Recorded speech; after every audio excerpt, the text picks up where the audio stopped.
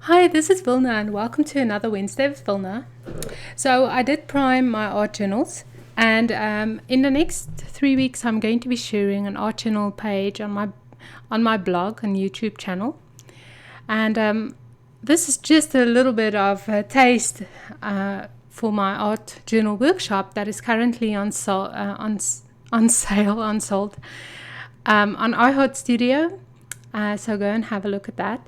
But I'm just using paint, probably from a previous page that's left over on this page. So that will be how I'm starting this page. And that's a really cool tip to remember, is to use whatever's on your palette for your next page.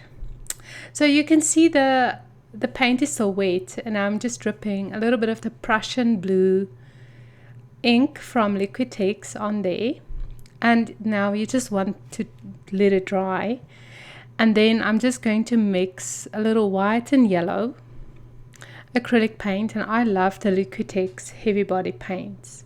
That's just my favorite paint to use, and I'm using a craft stick to just mix it in, but you can use a paintbrush, but I just like to use craft sticks because you can actually throw them away. So now I'm just making sure that the paint splatter is dry. You can see it's not completely dry. And I'm going to use that little polka dot stencil and this dabber by Tim Holtz, and I'm just going to play. So this is just adding texture to my page. You can see I'm not even using the whole stencil, just parts of it here and there, just dabbing it through. And using a dabber with a stencil is really one of the best ways to get acrylic paint with the stencil on as a layout. So once this is dry, I'm going to add this flourish, and this is a stencil that I bought from Michael's, and I love flourishes. So I'm just using some molding paste and a palette knife, and I'm just spreading it through. And again, I'm not using the whole stencil. You can see there, with the polka dots, I worked in diagonal line, and here I'm working more in a straight line. So just here and there, going to add a little bit of texture to this art journal page. And already it's starting to make a little roadmap for me to sort of indicate where I should take it. And I know I say it a lot in my scrapbook pages and art journal pages, but working with mixed media is really the best if you can just wait until everything is dry before you go on to the next phase. It just makes it easier. So this is a blue-green Liquitex ink, and I'm just dropping a few drops, and now I'm just using a brush, a wet brush, and I'm just going to spread it around. So you can see I'm keeping to the top of my page, and I love the intuitive process of art journaling, adding that blue-green to the mint background with the teal, the Prussian blue dots. Don't be afraid to just add color to your pages. I love the way that the inks mixed with the water dried on the molding paste stencil. You can see how beautiful that is. And now I'm using a flourish from my spring collection that you can find on iHeart Studio. And I love to use these little illustrations on my art journals. I really feel they make the difference. It just gives you, your eye and your mind, something to focus on. It's something that really makes the whole page pretty, and it gives a sense of belonging, sort of to what's happening on the background. So the magenta is a little bit too magenta, so I'm just adding a drop of white. That's Liquitex acrylic inks, and once you blend it, you can see that beautiful, beautiful pink. And this pink is really like a focal point for this page.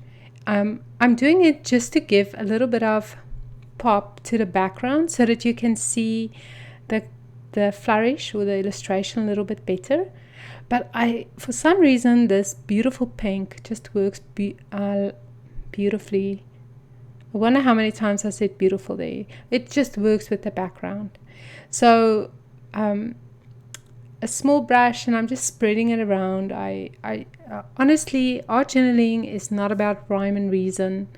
It doesn't always make sense. You just go. It's such an intuitive process, and I can honestly not say enough good things about it. I think I'm sorry if if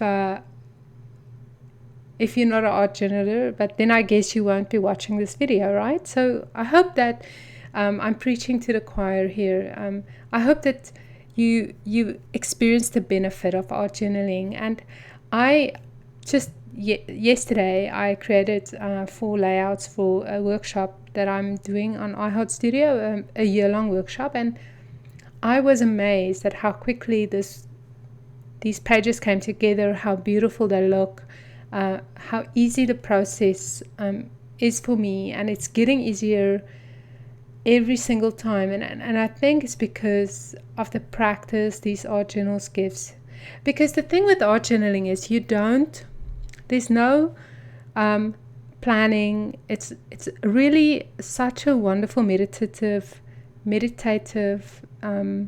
exercise. You know, you can calm your mind and you just listen to your heart. You know, what your heart telling you. What are you doing next? What's your gut telling you? It's such an intuitive process, and this is one way where you can just play and practice and practice and practice. So I'm just rolling this roller. It has a wood grain pattern in the ink, and that's just a way to spread the ink out a little bit more, and also to when it's spread out like that, it dries a little quicker. So I have this stamp set by Illustrated Faith, and I'm just going to stamp with it. And this is just, again, you know, you can write with your hand, you can use stamps. Art journaling is honestly practice. It's practice journals. I'm fortunate that I can share mine with you, you know. But if you're in the process of just getting into this intuitive mindset of making art, then this is not something you have to show anyone, you know. So you can see I stamped thank you, and then I drew a little bit with some ink, and I almost want to say a knife, but it's not a knife, it's a brush, flourishes, and then I wrote. And now I'm just adding more text with red. And again, that red just makes it pop. And it's uncommon to use red on pink. So on green, on Prussian blue, on yellow, you know, there's no rules. And I said today in a podcast that's coming out on paper clipping round table soon, that no amount of creativity is wasted. Doesn't matter what you do. It goes into that escrow of creativity that's being built up in your life, and so it doesn't matter what you do, you don't waste it. So here you can see this is dry, and I'm just going to pick up the book and show you a little bit of the detail. I love this page, and in the next clip you'll see the finished page with the journaling. Go to my blog for more images, and then also on the end of this video I'm just going to show you a little promotional video for my art journaling class. And I have a special till end of June. If you purchase my year-long class, Art to Heart, you get the art journaling class for free. So that's a great deal. So go to my blog and just have a look. Okay, I'll see you next week with another art journal page. Bye bye.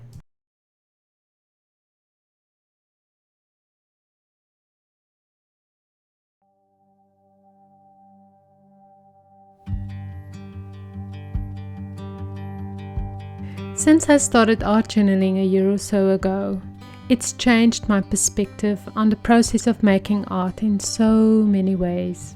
It's intuitive and frustrating and agitating and exquisite all at the same time. And just like yoga, art journaling's magic lies not in the perfection but in the practice, the process. Join me on this wonderful journey in making 12 art journal pages, where I will show you 3 easy starting points, 3 techniques that will make the paper less intimidating. It's all about play, it's all about heart, it's all about art. Art journaling is like meditating, and the mindfulness about it brings so much joy. Join me in this workshop that is all about the process. 12 pages, 15 videos, and some beautiful illustrations. My name is Wilna Furstenberg, and I believe that art is therapy for the heart.